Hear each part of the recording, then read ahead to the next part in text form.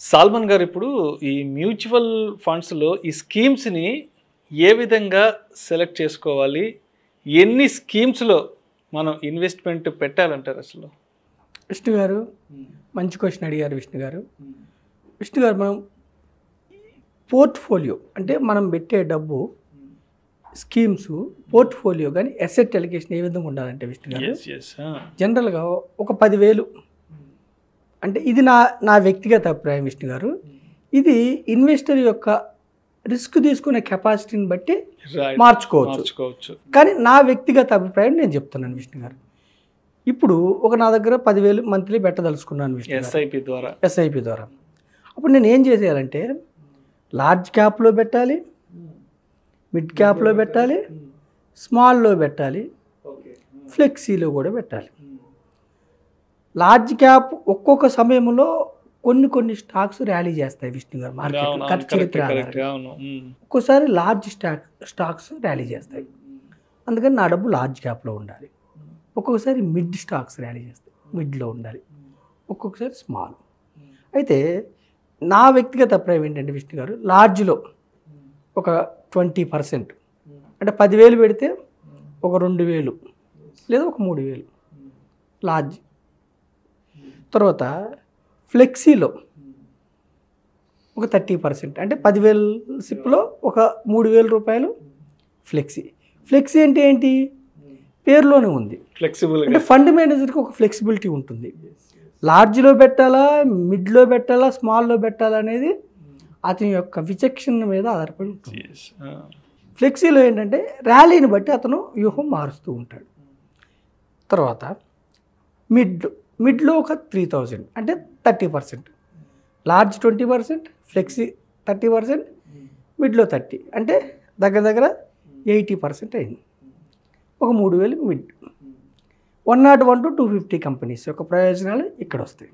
అందులో 30 to 40 best stocks choose చేసుకొని పెడతారు. ఒక 20 to 25% స్మాల్లో కూడా పెట్టాలి. అంటే ఇన్వెస్టర్ నాకు ఫుల్ రిస్క్ తీసుకుంటా, అగ్రెసివ్గా ఉంటా, నేను అర్థం చేసుకుంటాను, స్మాల్లోనే పెట్టుకుంటా అంటే అతని ఇష్టం. అంటే పోర్ట్ఫోలియో డైవర్సిఫికేషన్ జనరల్గా ఈ విధంగా ఉండాలి విష్ణు గారు. Large, flexi, mid and small. ఓకేనా విష్ణు గారు? అయితే ఎప్పుడు కూడా విష్ణు గారు నెగిటివ్ మార్కెట్స్ టైంలో మనము ఇన్వెస్ట్ చేయటం ఆపకూడదు. అంటే మార్కెట్ ఏదో డౌన్ అయిపోతుంది, ఏదో న్యూస్ వచ్చిందని ఆ టైంలో ఎగ్జిట్ అయి బయటకు రావడం అనేది అసలు ఆ తప్పు చేయకూడదు. ఎందుకంటే ఆ టైంలో మనకి ఎక్కువ యూనిట్స్ వస్తాయి, యూనిట్స్ ఎక్కువ అలకేట్ అవుతాయి, షేర్స్ తక్కువ రేటుకి వస్తాయి, స్టాక్స్. ఎగ్జాక్ట్లీ. ఒక్కసారి మీ అకౌంట్లోకి వచ్చిన యూనిట్ స్టేబుల్గా ఉంటాయి, లేదంటే యాడ్ అయినప్పుడు పెరుగుతుంటాయి, తగ్గవు, మళ్ళీ వెనక్కి పోవు. ఎన్ఏవి మాత్రమే ఫ్లక్చుయేట్ అవుతూ ఉంటుంది. యూనిట్స్ ఎప్పుడు స్టేబుల్గా ఉంటాయి, ఎక్సెప్ట్ ఒక కండిషన్ ఎస్డబ్ల్యూపీలో తప్ప మీరు అమ్మినప్పుడు తప్ప యూనిట్స్ మీ దగ్గర 10 యూనిట్స్ వచ్చినాయంటే 20 ఏళ్ళు ఉంటే కూడా 10 అలాగే ఉంటాయి. ఎన్ఏవి మారుతూ ఉంటుంది. కాబట్టి నెగిటివ్ మార్కెట్స్లో అస్సలు మీరు ఇన్వెస్ట్మెంట్ ఆపొద్దు, ఎన్ఏవి వేరీ అవుతూ ఉంటుంది.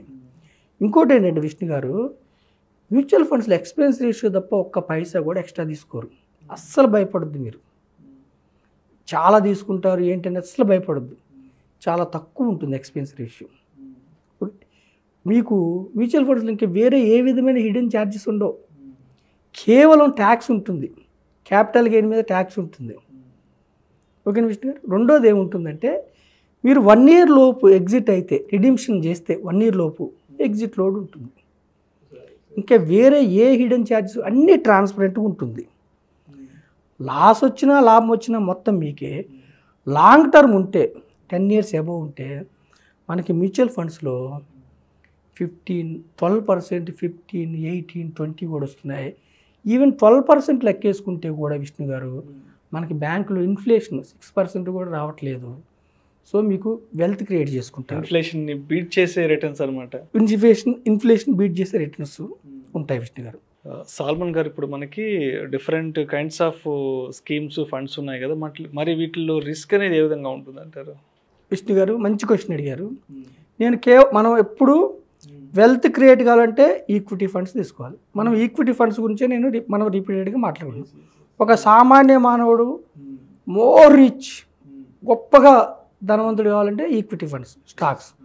ఈక్విటీ ఫండ్స్లో ఫస్ట్ రిస్క్ భరించలేని వాళ్ళు, కొద్దిగా రిస్క్ ఏంటంటే విష్ణు గారు, ఫస్ట్ హైబ్రిడ్ ఫండ్స్.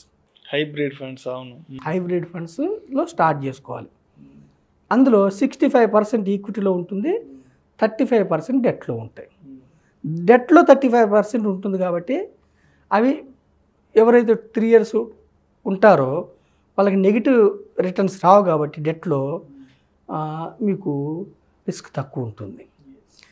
దానికంటే హైబ్రిడ్ ఫండ్స్లో లెస్ రిస్క్ ఉంటుంది. దానికంటే కొంచెం ఎక్కువ రిస్క్ లార్జ్ క్యాప్ ఫండ్స్లో ఉంటుంది. లార్జ్ క్యాప్ ఫండ్స్లో కొంచెం రిస్క్ ఉంటుంది.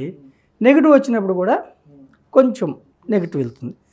దానికంటే ఎక్కువ మీకు ఫ్లెక్సీ క్యాప్ ఫండ్స్లో కొంచెం మోర్ రిస్క్, కొంచెం ఎక్కువ వచ్చినప్పుడు రిటర్న్స్ ఎక్కువ వస్తాయి, డౌన్ అయినప్పుడు కొంచెం ఎక్కువ డౌన్ అవుతాయి. దానికంటే ఎక్కువ రిస్క్ మిడ్ క్యాప్లో ఉంటాయి.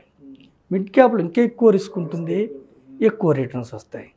దానికంటే ఎక్కువ రిస్క్ స్మాల్ క్యాప్లో హై రిస్క్ ఉంటుంది, హై రిటర్న్స్ ఉంటాయి. అంటే ఇన్వెస్టర్ యొక్క రిస్క్ని భరించే సామర్థ్యాన్ని బట్టి మనం చూస్ చేసుకోవాలి. వీటికంటే ఎక్కువ రిస్క్, ఎక్కువ రిటర్న్స్ సెక్టార్ ఫండ్స్లో వస్తాయి.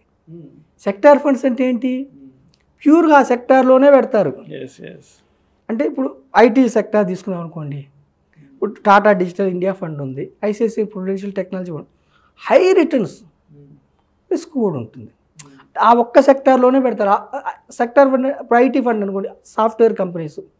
ఫార్మా ఫండ్ అనుకోండి, ఓన్లీ ఫార్మా కంపెనీస్లో. ఇన్ఫ్రాస్ట్రక్చర్ ఫండ్ అనుకోండి, ఓన్లీ ఇన్ఫ్రాస్ట్రక్చర్. అందులో రిస్క్ ఎక్కువ ఉంటుంది, రిటర్న్స్ ఎక్కువ ఉంటాయి. నేను జనరల్గా సజెస్ట్ చేసేది డైవర్సిఫైడ్ ఫండ్స్. ఓకేనా విష్ణు గారు? ఈ విధంగా మనకి ఫస్ట్ హైబ్రిడ్, తర్వాత లార్జ్, తర్వాత ఫ్లెక్సీ, తర్వాత మిడ్, తర్వాత స్మాల్, తర్వాత సెక్టార్ ఫండ్స్. నా వ్యక్తిగత అభిప్రాయం ఏంటంటే విష్ణు గారు, చాలా పేద వ్యక్తి, అతను హార్డ్ ఎర్న్డ్ మనీని 500, 1000 రూపాయలు ఒక కూలియో లేకపోతే ఒక సైకిల్, రిక్షా, ఒక ఆటో, ఎవరైనా చాలా పేద వ్యక్తి ఫస్ట్ స్టార్ట్ చేస్తే లార్జ్ క్యాప్ ఫండ్స్లో మొదలు పెట్టండి. అంటే మీ స్మాల్ క్యాప్ హై రిస్క్ ఉంటాయి, తగ్గిపోయినప్పుడు కూడా అలాగే వెళ్ళిపోతూ ఉంటాయి రిటర్న్స్. అప్పుడు మీరు ప్యానిక్ అయిపోతారు, భయపడిపోతారు. అంటే మళ్ళీ ఏం కాదు, బౌన్స్ బ్యాక్ అవుతాయి, అయినా కానీ భయపడిపోతారు. ఒక పేద వ్యక్తి లార్జ్ క్యాప్ తీసుకుంటే మీరు గమనించండి, ఒక నెలకి 500 కట్టే వ్యక్తి మారుతి కంపెనీలో ఓనర్ అవుతాడు, ఎస్బీఐ బ్యాంక్లో ఓనర్ అవుతాడు, డాక్టర్ రెడ్డీస్లో ఓనర్ అవుతాడు, బజాజ్ ఫినాన్స్లో ఓనర్ అవుతాడు, అల్ట్రాటెక్ సిమెంట్ కంపెనీలో ఓనర్ అవుతాడు. అంటే మీరు గమనించండి, ఒక చిన్న వ్యక్తి పెద్ద భారతదేశంలో దుర్భేచ్యమైన కంపెనీస్లో ఓనర్షిప్ వస్తుంది. అంటే ఫస్ట్ లార్జ్ క్యాప్లో స్టార్ట్ చేయండి. లేదు నా దగ్గర 1000 ఉన్నాయి, నేను లార్జ్, మిడ్, స్మాల్ ఇలా 20%, 30%, 30 అలా అలకేట్ చేసుకోలేను, ఫ్లెక్సీకి వెళ్ళండి. ఫ్లెక్సీలో లార్జ్ ఉంటుంది, మిడ్ ఉంటుంది, స్మాల్ ఉంటుంది. లేదా మల్టీకి వెళ్ళండి, లార్జ్ ఉంటుంది, మిడ్ ఉంటుంది, స్మాల్ ఉంటుంది. ఇలా చూస్ చేసుకో. ఏది చూస్ చేసుకున్న విష్ణు గారు, నేను చెప్పేది ఏంటంటే మార్కెట్లో అప్ అండ్ డౌన్స్ ఎప్పుడు ఉంటాయి. ఎప్పుడు స్లోప్ వైజ్కి వెళ్ళదు మార్కెట్, జిగ్జాగ్ వెళ్తుంది. కానీ over a period of time returns generate చేస్తుంది. 79లో 100 పాయింట్ల దగ్గర స్టార్ట్ అయిన సెన్సెక్స్ ఈరోజు 58,000. అప్పు లేవా, అప్పు వచ్చాయి, డౌన్ లేవా, డౌన్ వచ్చాయి. రెండోది ఏంటంటే don't time the market. Down మీ సొమ్ము 1,00,000 పెట్టారు విష్ణు గారు, 5 లక్షలు అయింది, చూసుకున్నారు మీరు. 5 అయినప్పుడు మార్కెట్ కరెక్షన్ వచ్చింది, 4కి వెళ్తుంది కిందకి, నా లాభం అంతా వెళ్ళిపోతుంది కదండి, కిందకి వెళ్ళినప్పుడు తీసుకోకండి. ఉంటే ఇంకొంచెం ఎక్కువ ఇన్వెస్ట్ చేయండి. ఎప్పుడు తీసుకోవాలంటే గోల్ ఓరియంటెడ్ చేయండి. మీరు పిల్లల చదువు కోసం పెట్టారా, చదువు అప్పుడు 1 year ముందు తీసుకోండి. మ్యారేజ్ కోసం పెట్టారా, మ్యారేజ్ అప్పుడు తీసుకోండి. రిటైర్మెంట్ ఫండా, రిటైర్మెంట్ ఫండ్. డ్రీమ్ హౌసా, డ్రీమ్ హౌస్. రెండోది ఏంటంటే Vishnu, last and final, mutual funds are always subject to market risk. Risk అనుగుణంగా ఉంటాయి, కానీ పవర్ ఆఫ్ కాంపౌండింగ్ ఎఫెక్ట్ మీకు నేను ఎగ్జాంపుల్తో చెప్తాను. ఇది కంపల్సరీ చెప్పాలి. చాలామంది ఏం చేస్తున్నారంటే విష్ణు గారు, లాంగ్ రన్ ఉండకుండా తీసేస్తున్నారు. కనీసం మీరు స్టార్ట్ చేయండి. ఎక్కడ స్టార్ట్ చేశారన్నది ముఖ్యంగా మ్యూచువల్ ఫండ్ స్టార్ట్ చేయండి. మొదటి అడుగు ఇంపార్టెంట్. నెలకి 1000 రూపాయలతో కూడా 30 సంవత్సరాలు ఉంటే 15% రిటర్న్స్తో నేను చెప్తున్నాను. మీరు కట్టేది 3,60,000, 56 లక్షలు వస్తుంది. 3,60,000కి 30 సంవత్సరాలు ఉంటే 56 లక్షలు వస్తుంది. అంటే చిన్న పిల్లలకి స్టార్ట్ చేయండి. అదే 2000తో మీకు 7 లక్షలు కడతారు. 1,13 lakhs వస్తుంది. 1,13 లక్షలు వస్తుంది. 5,000 30 years పెట్టుకుంటే 15%తో నేను ఎగ్జాంపుల్ చెప్తున్నాను. 18 లక్షలు కడతారు. 2,82 లక్షలు వస్తుంది. సరే మీరు అనొచ్చు 30 సంవత్సరాలు ఎక్కువ అనుకుంటే అట్లీస్ట్ 25 years పెట్టుకుంటే కూడా నెలకి 1000 రూపాయలతో మీరు 15% వేసుకుంటే 3 లక్షలు కడతారు విష్ణు గారు. 28 లక్షలు వస్తుంది. అండ్ రీసెంట్గా కూడా మనం ఒక ఫండ్ గురించి మాట్లాడుకున్నాం, నిప్పాన గురించి. అవును విష్ణు గారు. 95లో 1 lakh ఇన్వెస్ట్ చేస్తే మొన్న అక్టోబర్కి 2 crores 2 crores. మనం మాట్లాడుకున్నప్పుడు అరౌండ్ 1,90,00,000 చెప్పాను మీకు నేను సెప్టెంబర్ అప్పటికి. ఒక్క నెలలో మీరు చూడండి విష్ణు గారు, 10 lakhs వేరియేషన్ జంప్ అయింది ఒక్క నెలలో 10. అదే బికాజ్ పవర్ ఆఫ్ కాంపౌండింగ్. నేనేమంటే 2,000 రూపాయలు 25 సంవత్సరాలు ఉండండి, మీరు 6 లక్షలు కడతారు, 55 లక్షలు వస్తుంది. 3,000 రూపాయలు 20 సంవత్సరాలు ఉంటే మీరు 9 లక్షలు కడతారు, 83 లక్షలు వస్తుంది.